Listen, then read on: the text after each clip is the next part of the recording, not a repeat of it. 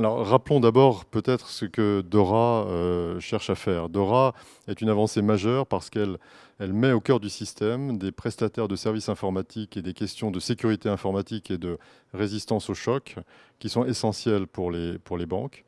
Et elle s'assure que des prestataires qui sont devenus totalement critiques et dont les banques, sur lesquels les banques s'appuient directement pour leur activité, font bien partie de la chaîne de valeur et de l'écosystème dans lequel se déploie la réglementation. Donc nous avons cette grande chance en Europe d'avoir un cadre maintenant cohérent qui intègre l'ensemble des acteurs de la chaîne financière. Là, on ne parle pas simplement des banques, on parle aussi évidemment des compagnies d'assurance et de tous les acteurs financiers régulés qui rentrent dans le cadre de Dora. Nous avons travaillé depuis 2 ans à une harmonisation dans ces domaines pour préciser ce que Dora avait prévu et mettre en place un cadre opérationnel. Depuis janvier de cette année, Dora est applicable et nous avons donc toutes les règles nécessaires pour pouvoir fonctionner.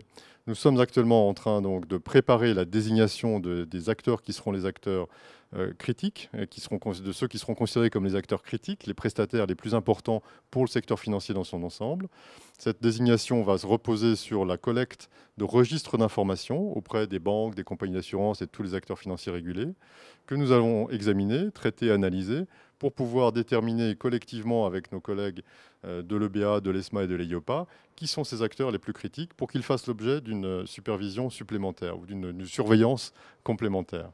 En parallèle, nous avons aussi commencé à mettre en place un cadre de collecte des incidents cyber, de façon à pouvoir partager cette information entre autorités et avec le secteur financier, de façon à pouvoir réagir de façon plus rapide et pouvoir prendre les mesures qui s'imposent et mieux gérer les risques. Donc nous avons ici une transformation très importante pour la sphère financière qui va dans un sens très positif. Nous avons beaucoup d'engagement avec les acteurs financiers pour les aider à se préparer. Nous avons fait des travaux de dry run pour qu'ils puissent savoir à quoi s'attendre. Déjà l'été dernier, nous avons organisé de nombreuses conférences. Et nous pensons que toutes ces dimensions ne sont pas entièrement nouvelles parce qu'en fait, la plupart des acteurs travaillaient sur ces questions-là depuis de nombreuses années, pas forcément dans un cadre harmonisé, mais ils travaillaient. Donc il y a toute une expérience, une expertise déjà disponible. Il ne s'agit pas complètement d'un nouveau monde, mais simplement tout le monde va travailler avec des référentiels communs, avec des référentiels, des concepts harmonisés, ce qui va simplifier grandement la vie de tout le monde. Et puis pour ceux qui étaient moins avancés, ils vont bénéficier d'un cadre un peu plus solide.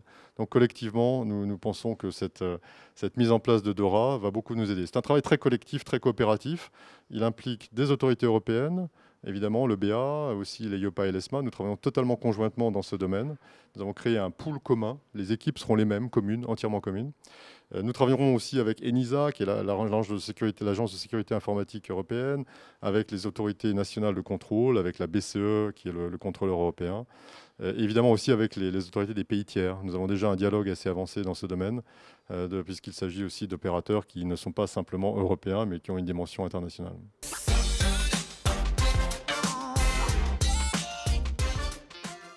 Je crois que, bon, d'abord, FIDA n'est pas encore là. FIDA est encore en phase de négociation. FIDA est un concept complètement différent.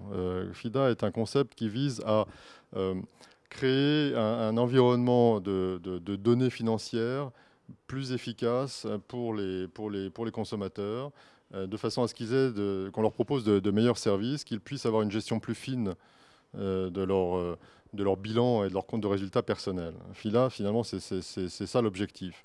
C'est compliqué parce qu'effectivement, ça fait aussi intervenir des questions potentiellement d'exclusion, des questions aussi ou d'inclusion, des questions aussi de savoir qui aura accès à ces données, quel usage pourra en être fait. Donc, il est normal que FIDA prenne un peu de temps pour que les risques potentiels puissent être bien gérés.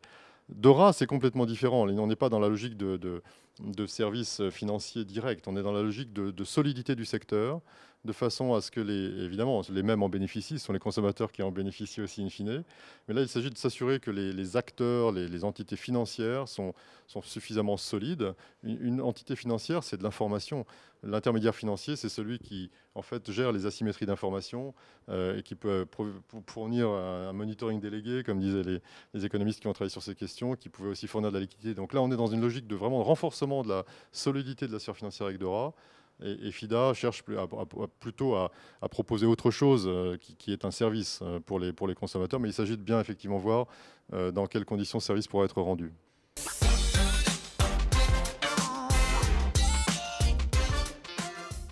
L'approche en stress test, c'est une approche très intéressante parce que c'est le seul instrument dont disposent les autorités et les régulateurs comme les superviseurs pour se projeter. La plupart de ce que nous utilisons, des informations que nous utilisons autrement, sont des données du passé sur lesquelles nous pouvons nous appuyer pour éventuellement extrapoler ou faire des analyses en régression, mais pas vraiment nous projeter de la même manière. Avec le stress test, nous avons l'utilisation là de scénarios qui permettent de modéliser l'avenir d'une façon pas forcément totalement réaliste, ni totalement plausible, mais qui permet de voir comment les banques et les autres acteurs vont réagir dans un certain nombre de cas de figure. Nous avons fait ça de manière répétée depuis une dizaine d'années. Les deux derniers exercices étaient diamétralement opposés. L'un était en fait sur la persistance de taux d'intérêt extrêmement bas pendant très longtemps. Le suivant, il y a 2 ans, était fondé sur l'idée qu'il pouvait y avoir de la stagflation, c'est-à-dire à la fois de l'inflation très élevée et une récession.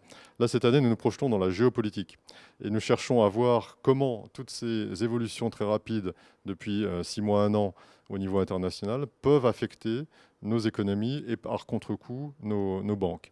Alors nous avons un scénario très dur qui lui, le scénario adverse, donc toujours 2 scénarios, un scénario central plus réaliste, un scénario adverse qui est évidemment là, un peu un scénario de fin du monde, dans lequel nous cherchons à voir comment des chocs répétés au niveau international risquent en fait de produire une augmentation du coût des matières premières, des prix de l'énergie, vont aussi du coup rompre les chaînes d'approvisionnement au niveau mondial, réduire la demande externe, produire une hausse de l'inflation, réduire l'impact sur la croissance du PIB, donc voilà, et produire aussi des chocs sur les marchés d'actions, sur le marché de l'immobilier résidentiel, etc.